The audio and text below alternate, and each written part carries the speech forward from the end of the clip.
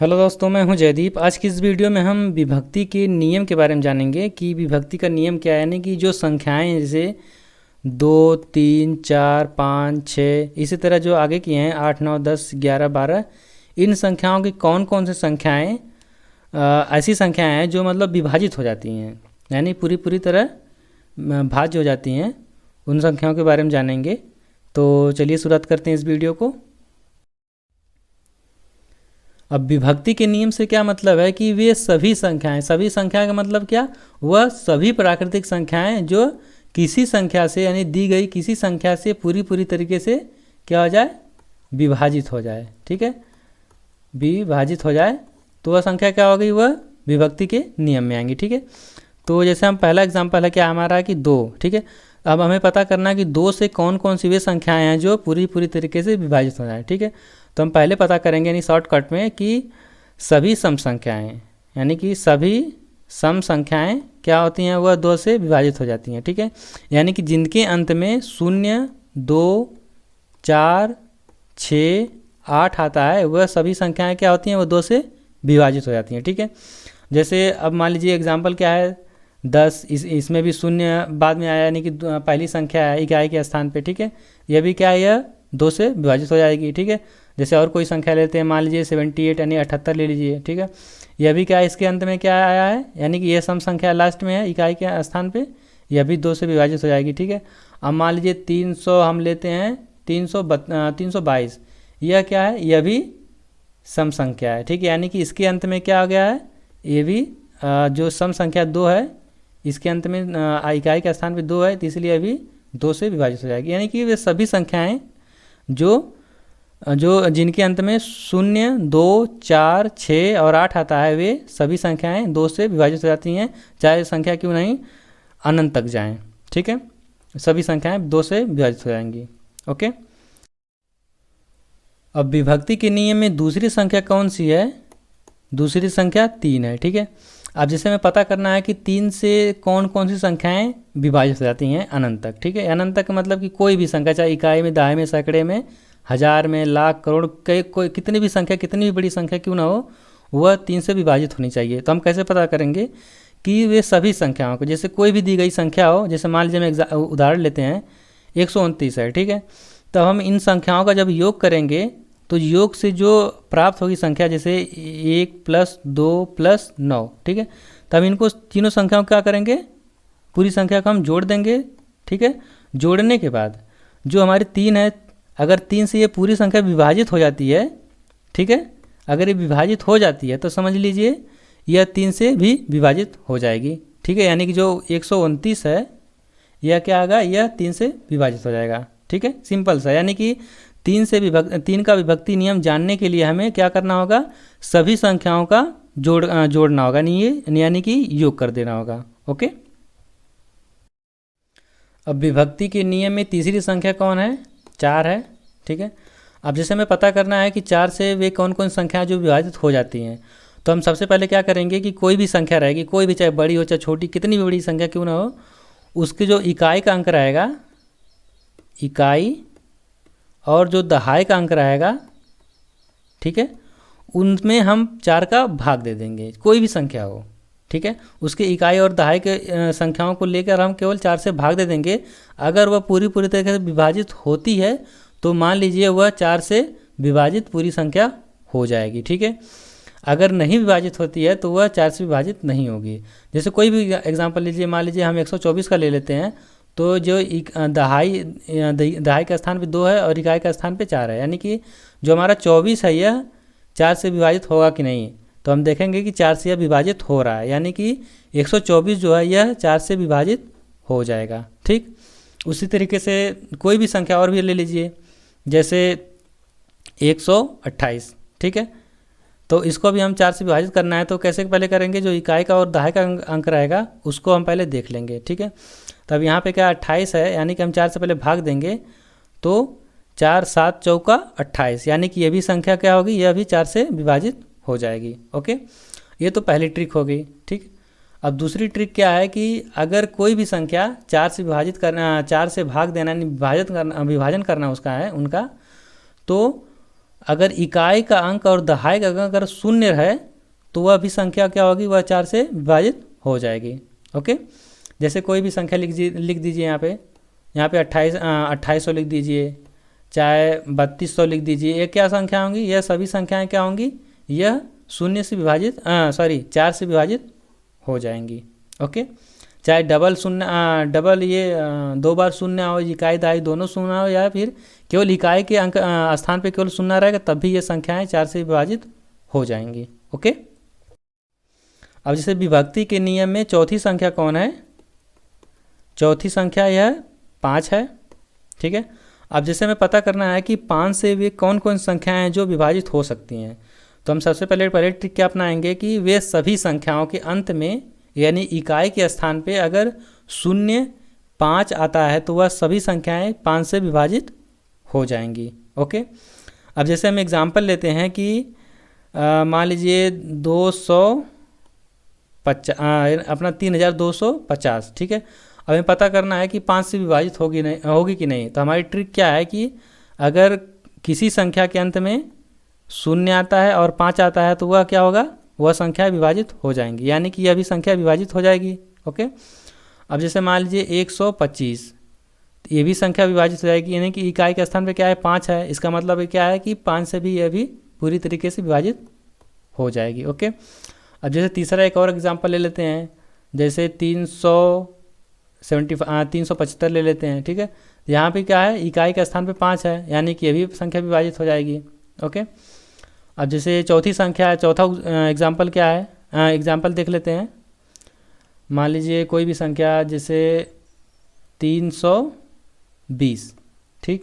तो यहाँ पे जो इकाई का स्थान पे 0 है, इसका मतलब ये भी संख्या 5 से विभाजित हो जाएगी। यानी कि अगर इकाई के स्थान पे कोई भी संख्या हो, इकाई के स्थान पे 0 और 5 रहता है तो वह सभी संख्याएं 5 से विभाजित हो जाएंगी, यानी कि वह विभक्ति के नियम में आएंगी। ओके, अब विभक्ति के नियम में 5वीं संख्या कौन है, 5वीं संख्या 6 है। ठीक है, अब जैसे हम ट्रिक क्या अपनाएंगे, 6 का अगर ज्ञात करना है कि कौन कौन संख्या है जो 6 से पूरी तरीके से विभाजित हो सकती हैं, वे बड़ी से बड़ी संख्या। ठीक है, तो हम सबसे पहले ट्रिक क्या अपनाएंगे कि वे सभी संख्याएं जो क्या होंगी, वह 2 और 3 से विभाजित होंगी, तो वह 6 से विभाजित हो जाएंगी। ठीक है, जैसे हम एग्जांपल लेते हैं कि 72 मान लीजिए, ठीक है, 72 मान लीजिए, तो हम क्या यहाँ पर देखते हैं कि 2 से विभाजित हो रहा है और क्या होगा, यहाँ पे 3 से विभाजित हो रहा है, यानी कि यह क्या संख्या होगी, यह 6 से पूरी तरीके से विभाजित हो जाएगी। ठीक है, अब जैसे कोई दूसरी संख्या ले लीजिए, जैसे हम 144 ले लेते हैं। ठीक है, 144, ठीक है, तो ये यहाँ पे क्या देखेंगे कि हम पहले 2 से भाग करेंगे, उसके बाद फिर 3 से भाग करेंगे। तो 2 से भाग करेंगे तो ये संख्या क्या होगी, ये भी पूरी तरीके से कट जा रही है, यानी कि 7 दूना 14, ठीक है, और 2 दूना 4, और फिर इसी तरीके से 3 से अगर विभाजित करते हैं तो क्या होगा, 3 चौको 12, ठीक है, और 3 छक्का 24, यानी कि 3 से विभाजित हो रही है और 2 से विभाजित हो रही है, यानी कि जो 144 संख्या है यह क्या होगी, यह 6 से भी विभाजित हो रही है। ओके, अब विभक्ति के नियम में 6ठी संख्या कौन है, हमारी संख्या 8 है। ठीक है, अब इसमें ट्रिक क्या अपनाएंगे, यानी कि 8 से विभाजित होने वाली संख्याओं को ज्ञात करने के लिए हम ट्रिक क्या अपनाएंगे कि देखेंगे कि जो इकाई का अंक और दहाई और सैकड़े का स्थान पे जो भी संख्याएं रहेंगी, जैसे हम कोई एग्जांपल ले लेते हैं, मान लीजिए 3128, ठीक है, ये हम एग्जांपल लिए हैं, कोई भी संख्या आप ले सकते हैं, एग्जांपल के तौर पे ले सकते हैं। तो हमने एग्जांपल क्या लिया है, 3128, ठीक है। अब यहाँ पे हम देखेंगे कि जो सैकड़ा और दहाई और इकाई के स्थान पे जो संख्याएं हैं वह अगर 8 से विभाजित होती हैं तो वह क्या होगी, वह पूरी संख्या भी 8 से विभाजित हो जाएंगी। ठीक है, अब जैसे हम पहले जांच लेते हैं इसकी कि हाँ 8 से विभाजित हो सकती है या नहीं हो सकती। तो हम 8 से भाग देंगे 128 में, तो सबसे पहले 8 एकम 8, ठीक है, बचेगा 4, तो यहाँ पे हम नीचे इसको उतार लेंगे तो क्या हो जाएगा, 48 हो जाएगा, 48। फिर हम भाग करेंगे तो 8 5 40, 8 6 का 48, ठीक है, यानी कि ये संख्या क्या होगी, 8 से पूरी तरीके से जो इकाई और दहाई सैकड़े का स्थान पे जो तीनों संख्याएं हैं वह संख्या क्या होंगी, वह 8 से विभाजित हो रही हैं, यानी कि वे सभी जो बड़ी संख्या है यानी कि 3128 यह संख्या 8 से विभाजित हो जाएगी। ओके। अब विभक्ति के नियम में 7वीं संख्या कौन है? 9 है। तो इसमें 9 से विभाजित होने वाली संख्याओं को ज्ञात करने के लिए हम ट्रिक क्या अपनाएंगे कि सभी संख्याओं का हम योग कर देंगे, यानी कि सभी संख्याओं को जोड़ देंगे। तो जो जोड़ने के बाद हमें फल प्राप्त होगा, योगफल प्राप्त होगा, उस संख्या में 9 से हम भाग दे देंगे। तो अगर पूरी तरीके से अगर कट जाती है यानी कि विभाजित हो जाती है तो वह सभी संख्या यानी पूरी संख्या वो भी विभाजित हो जाएगी। ठीक है। जैसे हम एग्जाम्पल लेते हैं कि 7281। ठीक है। अब हमें पता करना है कि 7281 9 से विभाजित हो सकता है कि नहीं हो सकता है। तो इसमें हम पहले जोड़ेंगे कि 7 + 2 + 8 + 1। ठीक है। तो हमें टोटल जोड़ने पर कितना होगा? 7 2 9, 1 10, 1 18। ठीक है।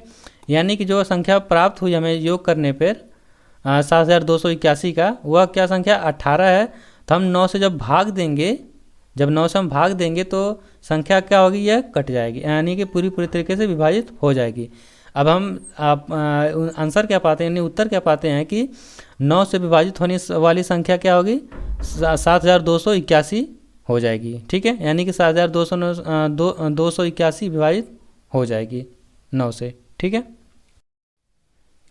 अब विभक्ति के नियम में 8वीं संख्या कौन है? 10 है। ठीक है। विभक्ति के नियम में 8वीं संख्या 10 है।